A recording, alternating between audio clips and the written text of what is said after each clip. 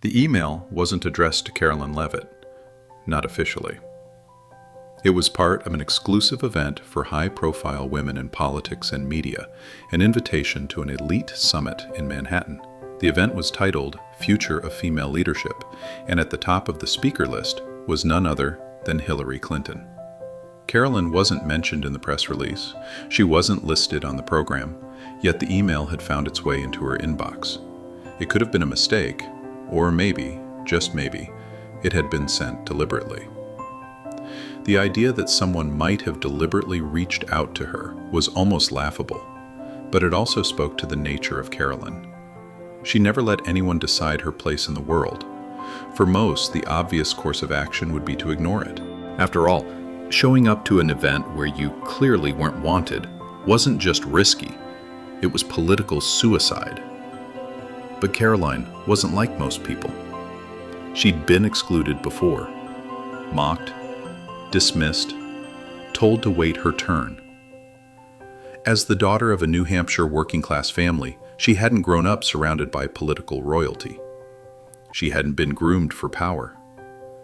Everything she had, every inch of progress, had been earned through grit, unapologetic values, and an unshakable belief that the truth didn't need anyone's permission to be spoken. So, she booked her flight and didn't tell a soul. When Karoline arrived at the Conrad Ballroom that afternoon, the air was thick with practiced smiles and scripted confidence.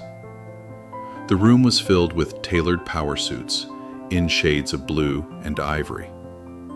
Every table had carefully arranged name cards, but none bore her name.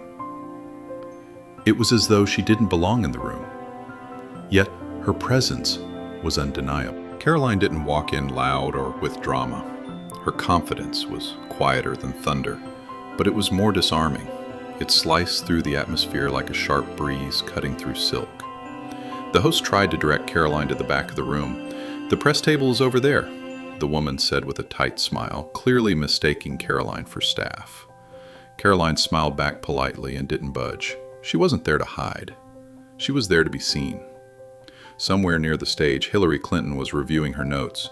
She looked up, saw Karoline in the crowd, and furrowed her brow. She leaned over to a handler and whispered, "Who let her in?" The answer was simple: no one.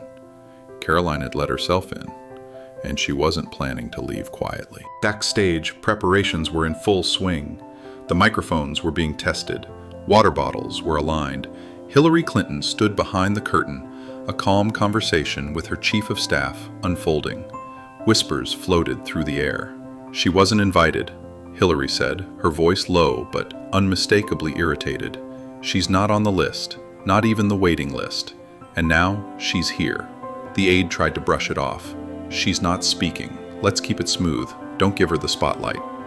But Karoline didn't need anyone to give her anything. She was already making herself known. On social media, people had started to talk.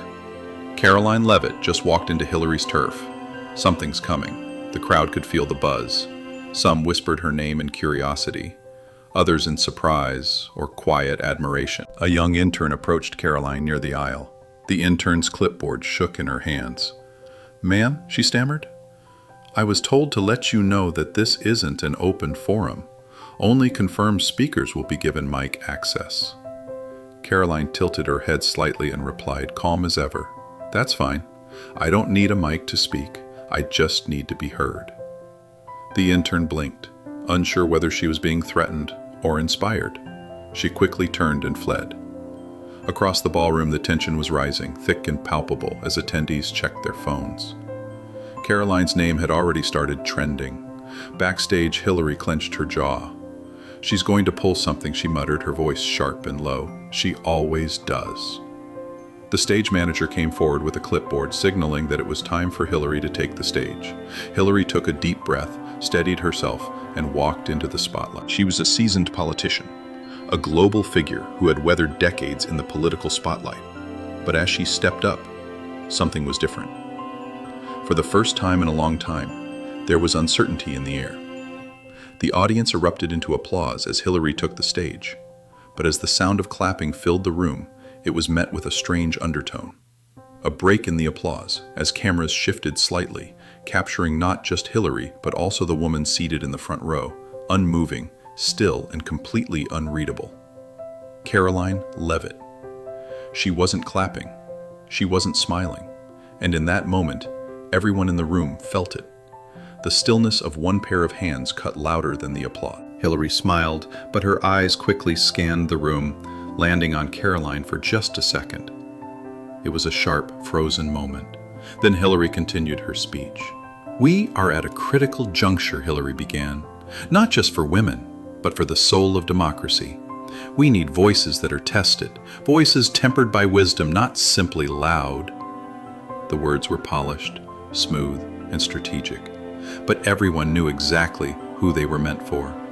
Karoline didn't flinch. As Hillary continued, she cleverly wove in subtle digs referencing reckless newcomers, TikTok ideologues, and those who rise too fast without knowing what the job really requires. It was an expertly delivered masterclass in political condescension. Karoline sat silently, her face unreadable. She pulled out a notebook and began to write. A few attendees nearby stole glances, whispering to each other that she was likely writing a response. On stage, Hillary pushed on. "There is a difference between having a platform and having something to say." She glanced at Karoline. The tension in the room increased. And then it happened. Karoline slowly closed her notebook and stood up. There was no announcement, no microphone, just a presence. The room went silent.